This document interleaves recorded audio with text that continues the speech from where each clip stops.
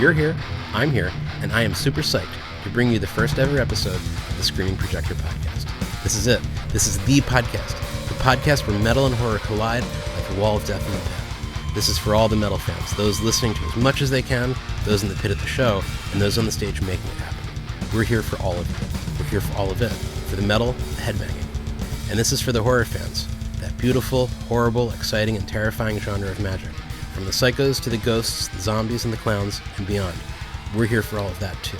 This is where those two awesome things come together. Or maybe you're just curious, in neither camp and looking to be entertained. We create this for everybody. Welcome to the Screaming Projector, the podcast about the two art forms that have always understood each other, metal and horror. I'm your host, Dave. Before we get into it, let me tell you what this show is and what it isn't. Screaming Projector is a close look at the moment in time and space where heavy metal and horror cinema collide.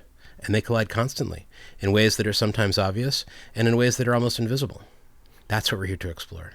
Sometimes it's the inspiration, but more often it's the impression. This is my take on connections that go beyond the songs in the movies. My takes on the connections that are mysterious, evocative, and sometimes surreal, but always fun. But we're not going to start there. Not yet. The first few episodes of this show are going to do something that might feel like a bit of a detour. We're going back to the very beginning. Two separate origin stories. Metal on one side, horror on the other. We need to understand where each one came from before we can understand why they keep finding each other. Now, I know what some of you are thinking. You came here for the deep dives. You want the connections, the pairings, the argument. That's coming, I promise. And when it arrives, it's going to hit harder because you'll know exactly what you're looking at. So, let's start with metal. And let's start improbably with a mild-mannered English composer who was born in 1874 and probably never once imagined that his music would one day cause all the hairs on a young Birmingham guitarist's arm to stand up and change the course of popular music forever. Holst, the accidental godfather. Gustav Holst was born September 21st, 1874, in Cheltenham, England. He was an English composer, arranger, and teacher, best known for his orchestral suite, The Planets, composed in 1914. A 7-movement work, one movement for each of the planets then known to astronomy. His compositional style drew heavily from Wagner and Richard Strauss. Now, I'll be honest with you. I went looking for something more interesting than that. I wanted a dark past. I wanted mysticism, occultism, some sinister thread running through the man's life that would connect him directly to what came later. I dug, and I dug, and I came up mostly empty. Holst was, by most accounts, a fairly ordinary, late Victorian English composer. He loved folk music, he taught at schools, he worked hard. But then, there's the planets, and specifically, there's the first movement, Mars, the bringer of war. That piece of music is not ordinary. It opens in 5/4 time, an unusual, asymmetrical rhythm that creates an immediate sense of unease, like something marching that doesn't quite march right. And underneath it runs an interval called a tritone. 3 whole tones, an interval that, for centuries, have been called Diabolus in Musica, the devil in music. The tritone earned that name for a reason. It's the sound of unresolution. It doesn't want to settle. It doesn't want to arrive anywhere comfortable. It hangs in the air like a question that has a bad answer. Medieval church authorities discouraged it in sacred music, associating it with chaos, with the unholy, with everything that lay outside divine order. Composers like Liszt and Tartini later used it deliberately to evoke demons and darkness. When you hear it, something in your nervous system registers, this is wrong, this does not resolve, but this is really cool. Holst used it at the center of Mars, and Mars went out into the world, and eventually it found its way to Birmingham. Birmingham, the city that built metal. To understand Black Sabbath, you need to understand where they came from. Not just England, Birmingham, specifically Aston, a working-class district in the city's inner core. Birmingham was an industrial city known as the City of 1,000 Trades. Small factories littered the city, located next to people's houses, the sound permeating into every part of life and forming the soundtrack to the city. Charles Dickens wrote, "Its din of hammers, the rushing of steam, and the dead, heavy clanking of engines, the harsh music that arose from every quarter." This is the landscape that produced Tony Iommi, Ozzy Osbourne, Geezer Butler, and Bill Ward. All 4 came from Aston. They came from humble beginnings. Ozzy in his biography talks about the bomb pecks, areas in Aston bombed during World War II that had become wastelands kids used as playgrounds. Born into an industrialized, post-war city, few options were open to those entering the job market, with the youth usually funneled into one of the city's many factories, until Tony convinced his parents to buy him a guitar. Tony Iommi was working in a sheet metal factory at 17 when, on the last day before leaving to pursue music full-time, a machine accident severed the tips of 2 of his fingers on his right hand, his fretting hand. Most guitarists would have stopped. Iommi didn't. He fashioned homemade thimbles from melted plastic bottle caps, attached them to his damaged fingers, and to compensate for the reduced sensation, he tuned his strings down to reduce the tension. He down-tuned. That detuning, that lower, heavier sound, became the signature of everything that followed. Heavy metal as we know it was partially shaped by an industrial accident in a Birmingham factory. The band's formation happened almost accidentally. Tony Iommi and drummer Bill Ward went into a music shop in Birmingham, and there was an advertisement that read, "Ozzy Zig requires a gig." Iommi told Ward, "I know Ozzy, but it can't be him. He can't sing." Sure enough, they went around to his house. And 2 days later, Ozzy came around to Iommi's house with Geezer Butler and said, "Do you know any drummers?" They decided to give it a shot. The band saw massive lines of people going to see horror films, and they knew exactly what the people wanted. They wanted to be scared, a form of escapism from the dull realities of working life. They changed their name to Black Sabbath, taken from a 1963 Boris Karloff horror film.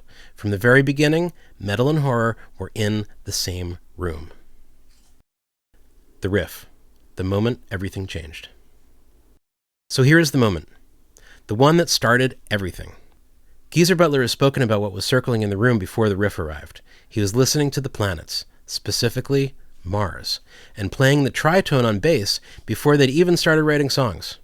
He said, "I was particularly interested in the planets and by Mars by Gustav Holst. That's sort of a tritone in that was what I was always playing on the bass. Funnily enough, before we even started writing songs, and I think subconsciously, it may have influenced Tony." Holst, written in 1914, arriving in a Birmingham rehearsal room 60 years later without anyone fully knowing what was going on there. And then Iommi played the riff. He said, "Just one day, we were in the rehearsal room and I started playing. As I did, ideas, and this riff came out and I thought, God, that's really good. I really liked it. And the other guys said, that's really good. We really like that. So I put more into it, and that was that. It became Black Sabbath." He said, "We built it up, but that was immediate. Once we'd done that song, that was the direction we knew where we were going. And from there, from that first riff, it just gave us a certain feeling." He says, "I remember when I first played that riff and all the hairs stood up on my arm and I knew right away that's what it was. That's it. This is where we're going. This is what we're doing. It's just like being told, this is what you're doing and this is where you're going." Black Sabbath was formed in 1968. Their debut album, released in February 1970, on Friday the 13th to be precise, became a huge worldwide hit. Scott Ian of Anthrax, a man who knows something about heavy music, put it plainly. If evil had a sound, that's what Tony was touching on with a song like Black Sabbath or even with The Wizard. People hadn't done that yet. It wasn't the blues. He was playing chord combinations that his predecessors and his contemporaries were not using at all. Almost everything at that point, whether it's Zeppelin, Hendrix, Cream, or anyone else playing heavy rock music, it's still very much based in the blues. Holst wrote a piece of music in 1914 about the Roman god of war. A Birmingham teenager heard it, maybe consciously, maybe not, and built a riff around the dissonance. And that riff became Black Sabbath, and Black Sabbath became metal. So there's the line, 1874 to 1970, one continuous thread. From Sabbath to the family tree. Black Sabbath didn't just create metal, they created a language. And every band, every heavy band that came after it learned it, argued with it, broke it apart, and rebuilt it in their own image. The first wave came almost immediately. The new wave of British heavy metal, known as NWOBHM, emerged in the late 1970s and peaked in the early 1980s. Bands like Iron Maiden, Judas Priest, Saxon, and a young Diamond Head from Sturbridge took the Sabbath template and injected it with speed, precision, and a new level of aggression. The riffs got faster, the solos got longer, the album covers got darker. And out of that new wave of British heavy metal came thrash. The mid-1980s witnessed the birth of thrash metal, defined by its speed and intensity. The Big Four, Metallica, Slayer, Megadeth, and Anthrax, blasted onto the scene with iconic albums. Metallica's Master of Puppets became a landmark of songwriting and musicianship, while Slayer's Rain in Blood set a new standard for ferocity. And from thrash, the tree kept branching. Doom metal took Sabbath's original heaviness and slowed it down further, leaning into the dread and the weight rather than the speed. Death metal pushed the extremity of everything, the downtuning, the speed, the darkness, the growled, shouted vocals that sounded like something was being dragged across gravel. Black metal took the satanic imagery that had always lived at metal's edges and made it the entire point, cold, raw, and relentless.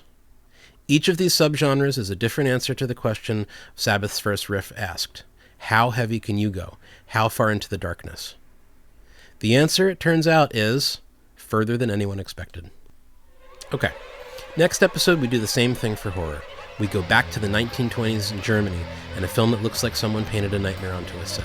We trace horror cinema from the silent era, through Universal monsters, through Hitchcock, through the blood-soaked 1970s, all the way to a man alone in the studio with a synthesizer in 3 days to score a film that would define a decade. 2 origins. Next time, we finish the second one. So until then, stay heavy. And remember, it all started with a man born in 1874 who just wanted to write something about the planets. See you soon. See you on the next one. Fulci lives. That's a wrap on this one. Thank you for listening to Screaming Projector. New episodes drop regularly. You can follow us on Instagram at Screaming Projector, and you can find everything at screamingprojector.com. I'd like to hear what you have to say. I want to know what your thoughts are. Hit me up at dave@screamingprojector.com. And if you're watching this on YouTube, please hit like and subscribe. It genuinely helps new people find the show. If you'd like to help support what we're building here, we're on Patreon. Every little bit helps. Until the next time, stay heavy, stay scared. Fulci lives. Screaming Projector is a production of Screaming Projector Media. Music by D218 and Dave.